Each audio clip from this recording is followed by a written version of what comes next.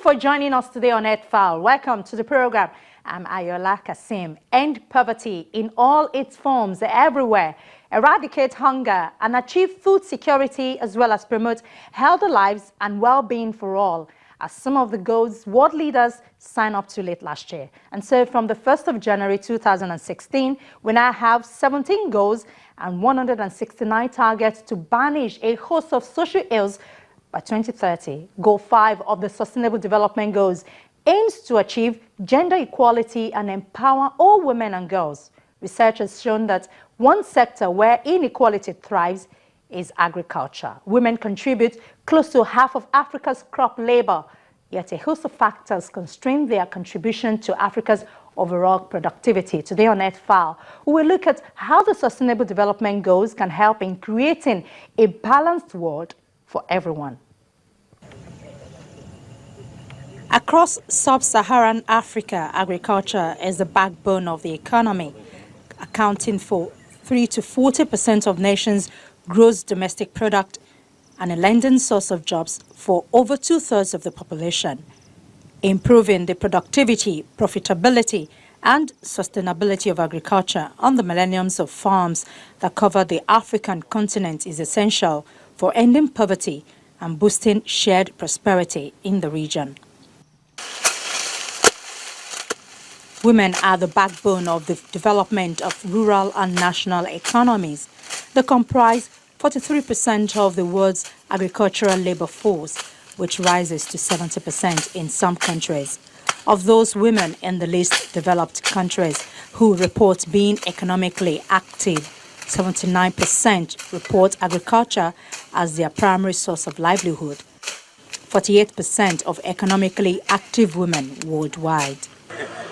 According to Food and Agricultural Organization's latest estimates, 925 million people are currently undernourished.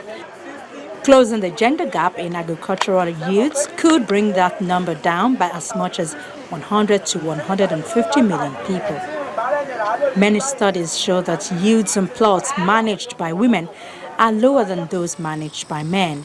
This is not because women are worse farmers than men. Indeed, extensive evidence shows that women are just as efficient as men. They simply do not have access to the same inputs.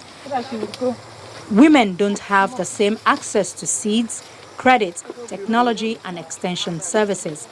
If they did, their yields would be the same as men's. They would produce more and overall agricultural production would increase. One area that has been talked about continuously, looking at all the 19 goals now, is that of inclusion.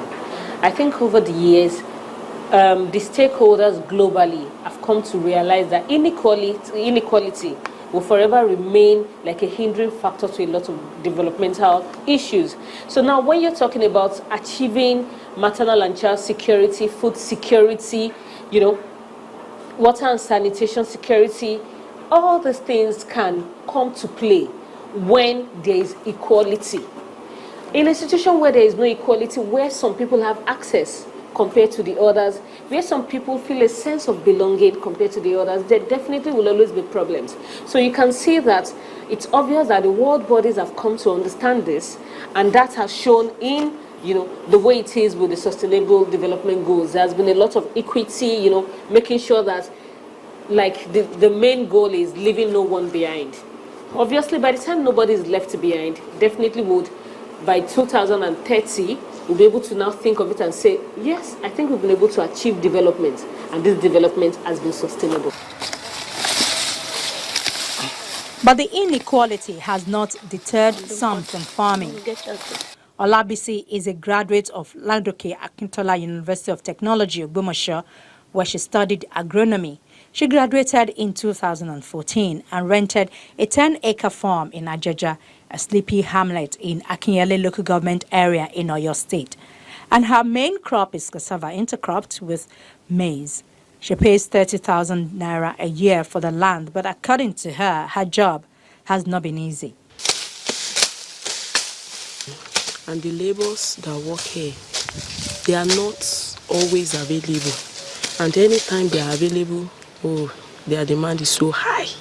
It's on the high side. So the major challenges we have been facing concerning this farm in aspect of labor is their scarcity and their high demand. Their price is so high that by the time you even take out the produce from the farm and you sell, deduct the money that you pay to laborers, nothing is left. Talk less of what you even invest in the farm. Apart from labor, her crop has not been growing as expected, despite her best efforts so far. Weed control is my major problem, and when it comes to aspects of this herbicide, the chemicals that I'm using, that we can use, they will tell you they cannot undo it, and most of them are not ready to learn. They are not ready to allow you to tell them put a thing inside your sprayer, and at the same time they will tell you they prefer to use their cutlass and hoe and make their money. How much will you give them if they want to spray for you? You will now be telling them they don't have to go through a lot of stress. That is just carrying this sprayer and start spraying, and later you now pay them token amount of money. So because of this, they don't really want to go with chemical. They prefer to use their cutlass and hoe, and that is how they have been doing it around this place. It has been shown that if women farmers used the same level of resources as men on the land they farm, they would achieve the same yield levels. The yield gap between men and women averages around 20 to 30%, and most research finds that the gap is due to differences in resource use.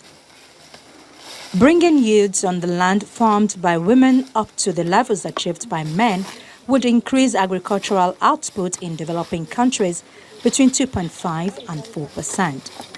Women in sub-Saharan Africa have relatively high overall labor force participation rates and the highest average agricultural land force participation rates in the world. Increasing production by this amount could reduce the number of undernourished people in the world in the order of 12 to 17%. For the smallholder farmer in Africa, escaping poverty is made doubly hard by the fact that climate change makes water less available, land more arid, and weather more unpredictable. Why we have not been able to achieve so much in MDG, especially in developing countries like Africa. And part of it has to do more with governance, with the issue of poverty, with the issue of economic policy, with the issue of what we call development process. And then along the line, we have also have to fight what we call climate change. I've always described climate change as the greatest threat to human life in this century. Not only in Nigeria, in many parts of the world, access to resources is a major cause of conflict. There are people fighting over land.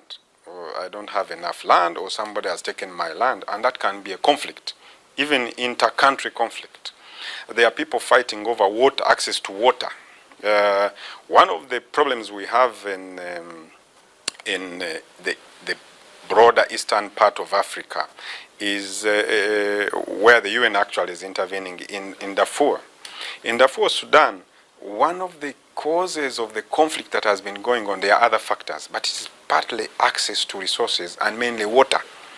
So how we manage our resources is very, very important. And this is not new to Nigeria. How you manage resources in many parts of the country has been a cause of some conflicts. And yes, I agree, this is something that the country has to take very seriously. And I hope with the focus that we have now, very clear and targets in the Sustainable Development Goals, which actually the government of Nigeria has adopted. Experts say to fully achieve the first Sustainable Development Goal of ending poverty, women's rights to equal access to social protection safety nets and use of latest technology in agriculture must be ensured.